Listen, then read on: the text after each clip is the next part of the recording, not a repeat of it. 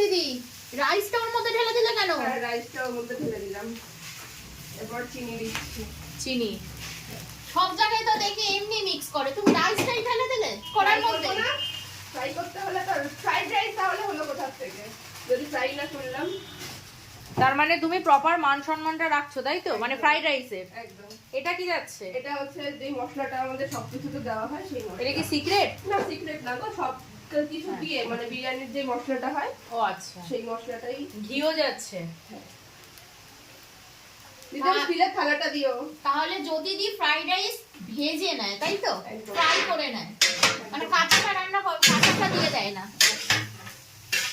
বাহ, দেখি হাত তো হেভি স্পিডে চলছে। ওটাই বললাম যে যদি এবার তুমি 5G নাম দিয়ে দাও। শাসা একটু দেখাই তোমার থালা সামনে। উপরে এলো, এটা নিয়ে দাও, এটা লবণ মিষ্টি, এটা তো আসল। এই স্পট থাকে না, পরপর কাস্টমার আসতেই থাকে আর দাঁড়াবে না এসে। হ্যাঁ ওই জন্য একবারে বেশি করে মেরে নিচ্ছি। রেডি।